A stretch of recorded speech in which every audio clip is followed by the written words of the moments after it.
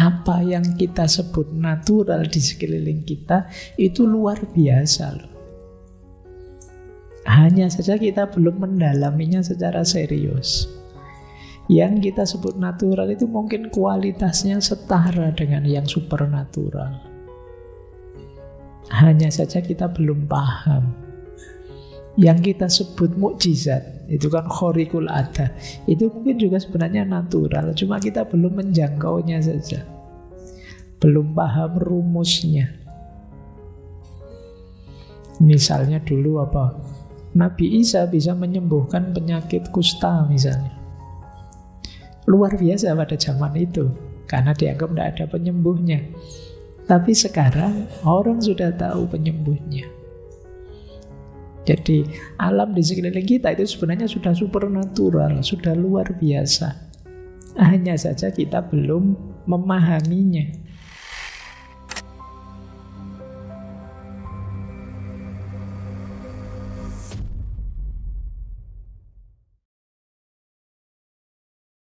Baik, nah ini ada istilah menarik. Natural supernaturalism. Natural supernaturalisme, supernaturalisme natural. Ini pandangan dari Thomas Carlyle.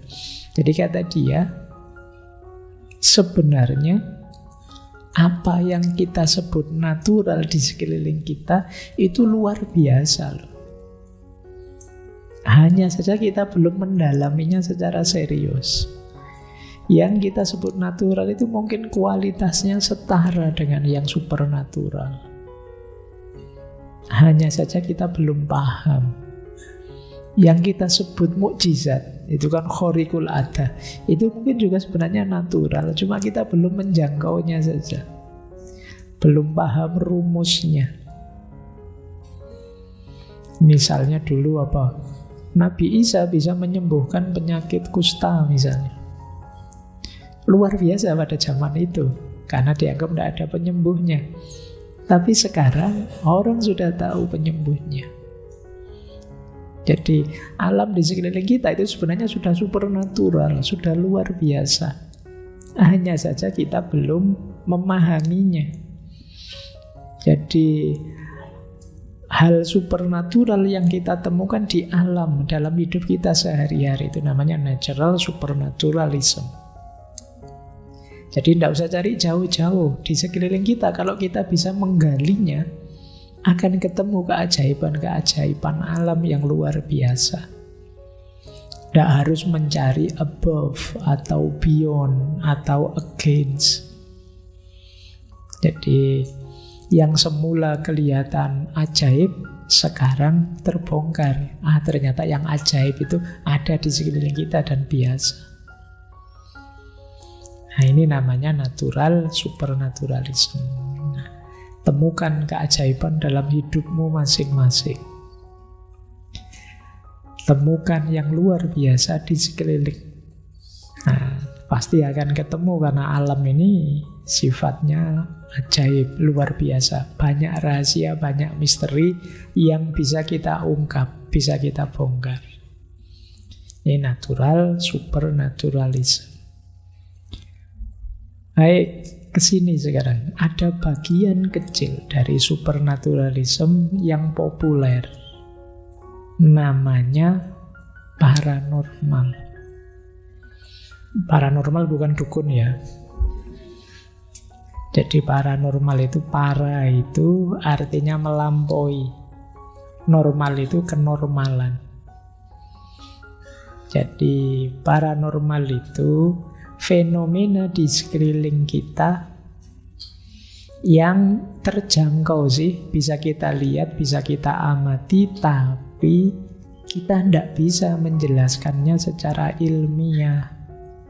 Rasanya kok tidak masuk akal ya. Nah, itu namanya paranormal. Kalau yang supranatural tadi kan entitasnya di luar kita. Nah, paranormal ini mungkin mirip yang tadi against normal. Kita ada di sekeliling kita sesuatunya. Kita bisa lihat langsung, tapi tidak masuk di akal kita.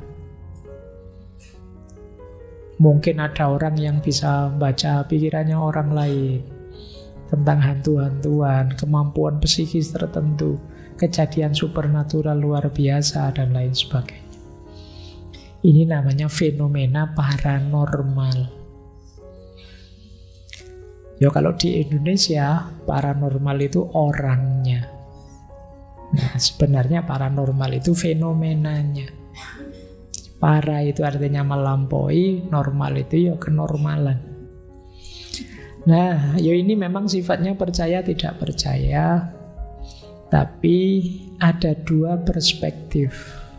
Ketika kita masuk dunia paranormal, kita masukkan ke pembahasan. Ada yang perspektif positif, ada yang perspektif negatif. Ada yang pro, yang setuju, percaya pada yang paranormal.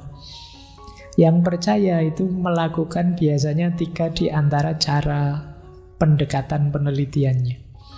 Gimana cara saya memahami yang paranormal, Pak? Yang pro bisa dengan model anecdotal approach, atau parapsikologi, atau participant observer approach.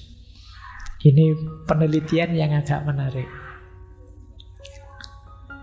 Oke, yang pertama anecdotal approach. Ini ada tokoh namanya Charles Fort yang menginisiasi model anecdotal approach. Untuk membuktikan benarnya fenomena paranormal, anecdotal approach dengan cara apa? Mengumpulkan cerita-cerita paranormal sebanyak mungkin. Ini namanya anecdotal approach.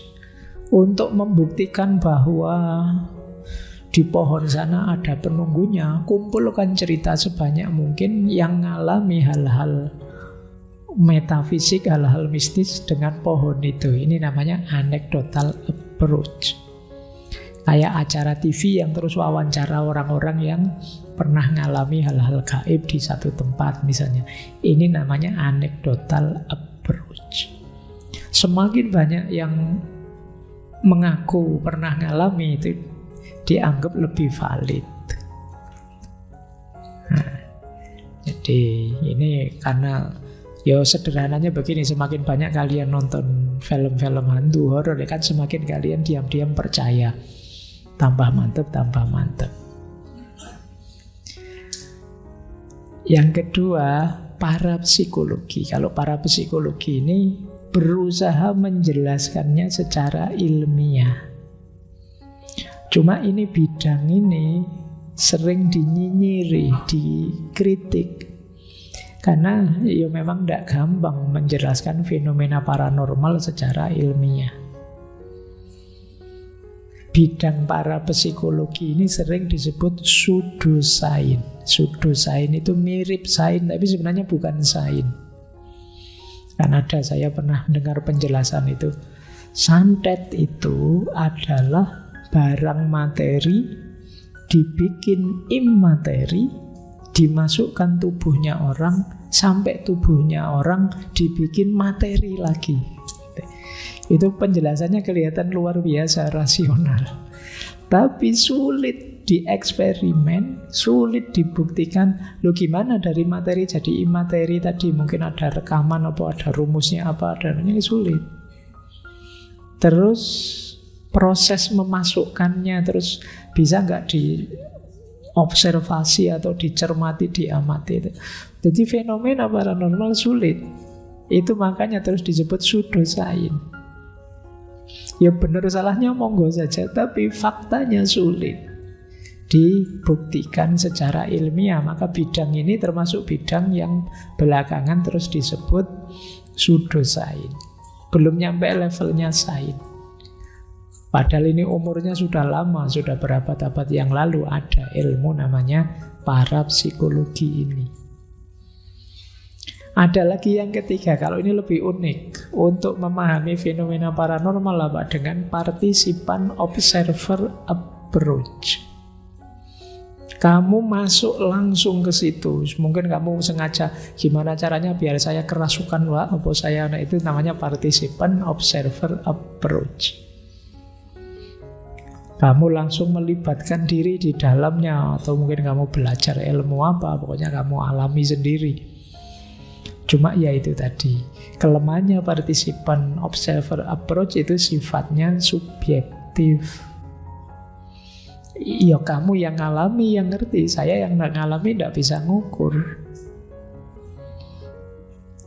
Beneran Pak, saya lihat besar sekali. Lah iya, kamu yang ada, saya gimana membuktikan besar tidaknya? Saya nggak tahu. Paling ya berdasarkan kesaksian, nanti dikumpulkan ya jatuhnya anecdotal approach. Jadi ternyata ya memang tidak mudah membuktikan fenomena paranormal ini. Pakai CCTV Pak, ya. Atau pakai apa Pak? Iya, tapi ya tidak selalu bisa. Yang namanya ilmiah itu kan bisa diulang, bisa diobservasi siapapun. Kemudian hasilnya, standarnya bisa diterima siapapun.